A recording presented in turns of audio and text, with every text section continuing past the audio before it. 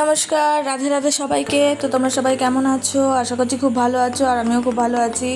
এটা হচ্ছে রবিবার দিনের ভিডিও। সকালবেলা ঘুম থেকে উঠে ব্রাশ করছি, আর এদিকে দেখো আমার বিছনাপত্রের কী অবস্থা।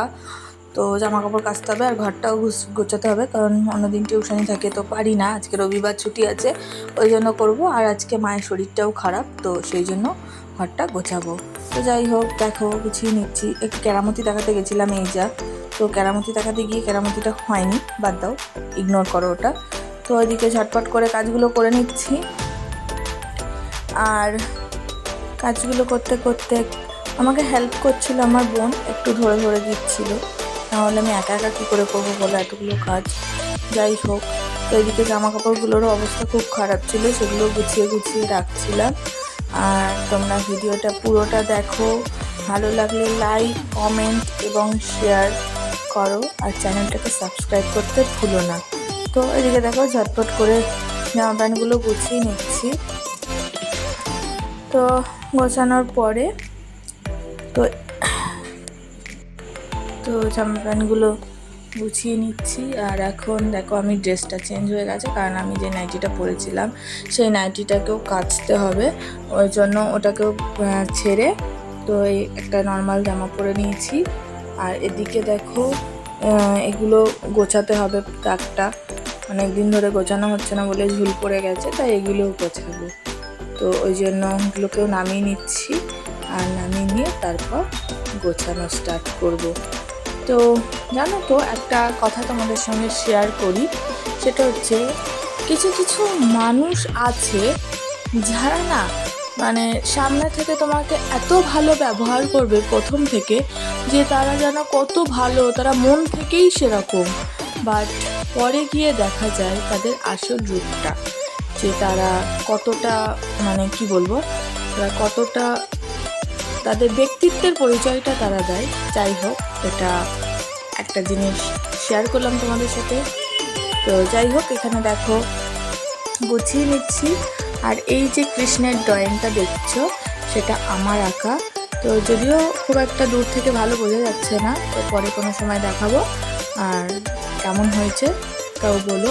আর এদিকে দেখো আমার বোন চলে এসেছিলো, লজ্জায় আবার চলে গেছে, যে যখন দেখছি যে আমি ভিডিও করছি ওই জন্য লজ্জায় চলে গেছে।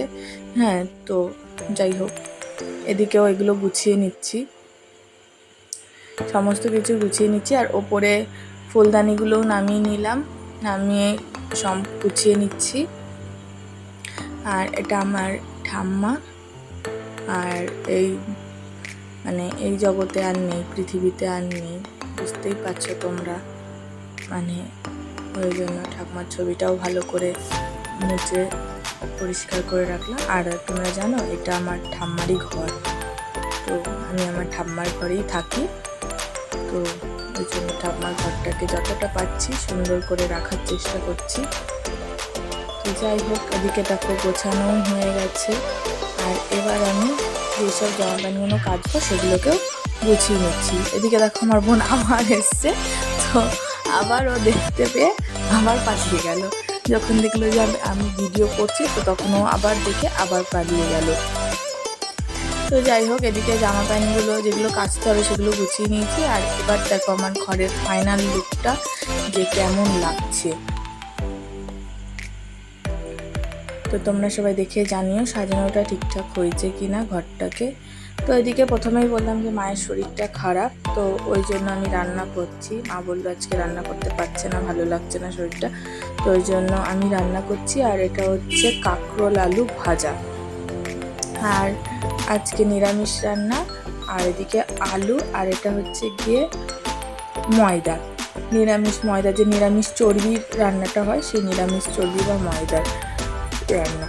আর এখানে রান্না করতে করতে দেখো কি পরিমাণে ঘেমে গেছি আমি। তো ব্যাস খানিকক্ষণ পরে তরকারি প্রায় শেষের দিকে, তখন একবার দেখলাম যে কত দূর কি ফুটেছে তরকারিটা। তো তরকারির কালারটা দেখেছো বন্ধুরা, কি সুন্দর কালারটা এসেছে। যদিও আমি এর আগের দিন বলেছিলাম যে আমি ডায়েট করছি, তবুও অল্প খেয়েছি, খুব বেশি খাইনি। আর এদিকে দেখো স্নান করে এসেছি, আর মাথায় শ্যাম্পুও করেছিলাম, একটু সিরাম লাগিয়ে নিচ্ছি। তো সিরাম লাগানোর পর আমি যাব লাঞ্চ করতে বা খেতে।